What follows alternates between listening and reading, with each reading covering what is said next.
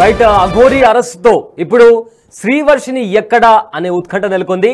అయితే present Srivarshini Narsingi police అదుపులో ఉంది అనే చర్చ కూడా నడుస్తుంది. ఈ నేపథ్యంలో అఘోరి అరెస్ట్ కావడంతో శ్రీవర్షిని పేరెంట్స్ హైదరాబాద్కు వచ్చిన పరిస్థితి కనిపిస్తుంది. సో వాళ్ళు హైదరాబాద్కు వచ్చి కూడా మీడియాతో కూడా మాట్లాడడం జరిగింది.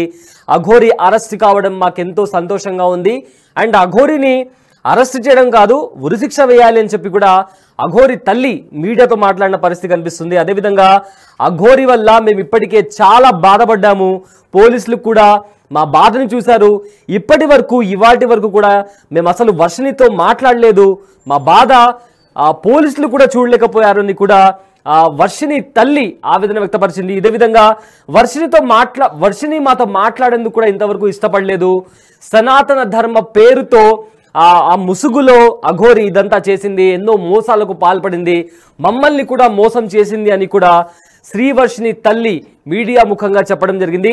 అయితే ఇప్పుడు అఘోరి అరెస్ట్ కావడంతో శ్రీవర్షిని ఎక్కడా అని ఉత్కంఠ నెలకొంది. ఇదే నేపథ్యంలో శ్రీవర్షిని పేరెంట్స్ హైదరాబాద్కు వచ్చారు. అఘోరి నుంచి శ్రీవర్షిని తీసుకొచ్చిన తర్వాత తమ కూతురును తమకు అప్పగించాలని కూడా వాళ్ళు మాట్లాడుతున్నారు. సో ఈ నేపథ్యంలో శ్రీవర్షిని పేరెంట్స్ హైదరాబాద్కు వచ్చారు. ఎందుకంటే చాలా రోజుల నుంచి శ్రీవర్షిని అఘోరితో ఉంది. అయితే శ్రీవర్షిని తల్లి బిగ్ టీవీతో మాట్లాడారు. ఆవిడ ఏం మాట్లాడారో ఒకసారి విందాం.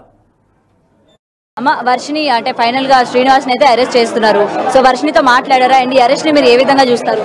అరెస్ట్ నేను హ్యాపీగా అంగీకరిస్తున్నానండి. మేము 20 రోజులు పడిన బాధ పోలీస్ కమిషనర్ వారు, మీడియా మిత్రులు, సౌరద్ర స్వామి గారు, జోగిలు అందరూ మా బాధ చూడలేకపోయారండి.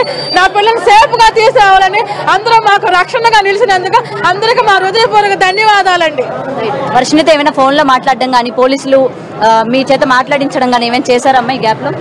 చేయలేదండి. ఫోన్ చేయలేదా? చేయలేదు. ఆమె రెండోసారి నా దగ్గరికి వస్తే తల్లిదండ్రుల బంధము అందరి బంధం తెంపేసేస్తాను, ఎవరితో మాట్లాడను, ఏకంగా నా సొంతం చేసుకుంటాను అని మమ్మల్ని బెదిరిస్తుందండి. అంటే మీతో అసలు మాట్లాడినదంటండి.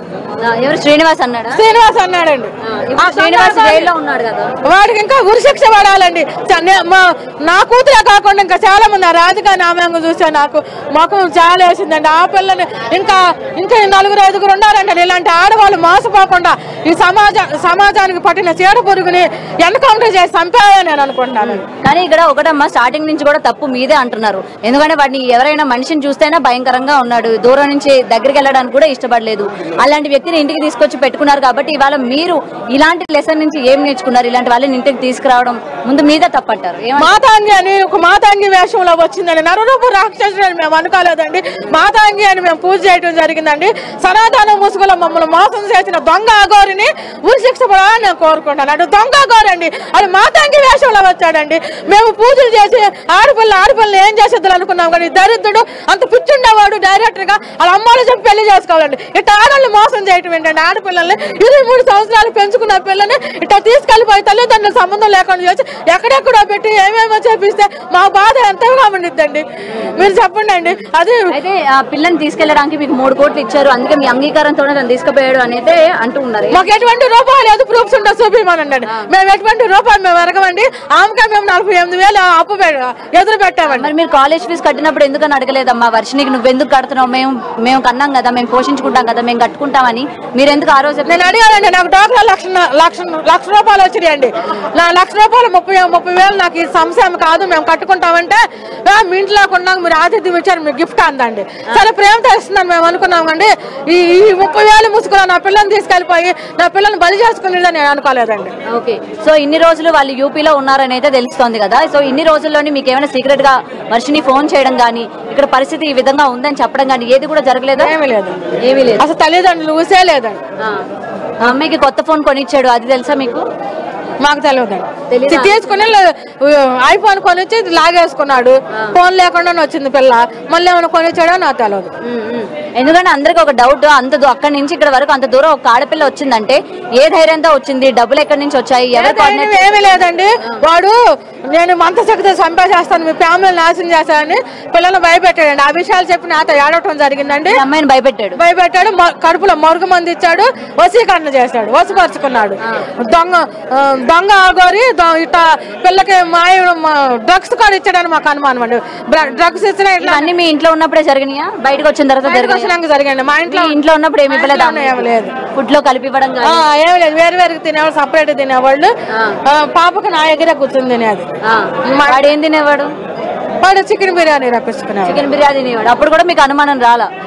సనాతన ధర్మం అంటున్నాడు, దేవుడు అంటున్నాడు, చికెన్ బిర్యానీ తినడం ఏంటని మీరేం క్వశ్చన్ చేయలేదు? అంటే మేము బయటకు వచ్చినప్పుడు ఇట్లా తింటాము, ఇప్పుడే తినేది శ్మశానాలు అంటే మాకు కుదరదు అని చెప్పడం జరిగింది. అడిగామండి, ఇన్ని పసుపు తాళ్ళు ఉండయండి, పసుపు కమ్ములు.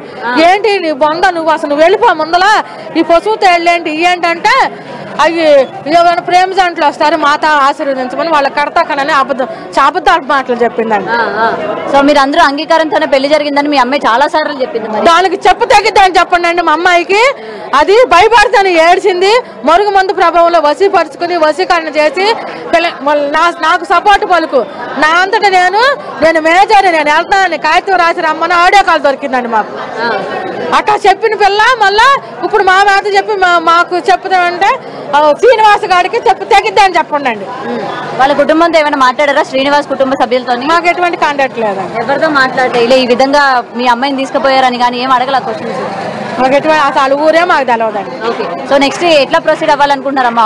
అమ్మాయి మీరు గుజరాత్ నుంచి తీసుకెళ్ళినా సరే మీ దగ్గర నుంచి పారిపోయింది, మరి ఇప్పుడు కూడా మీరు తీసుకెళ్తే పారిపోదని ఏమైనా నమ్మకం ఉందా? 15 రోజులు పోలీసులు కస్టడీలో పెట్టి కౌన్సిలింగ్ ఇప్పిస్తామండి. అక్కడ నుంచి గొలుసులు వేస్తామండి పిల్లకి. గొలుసులు వేసి మేము వైద్య సేవలు మేము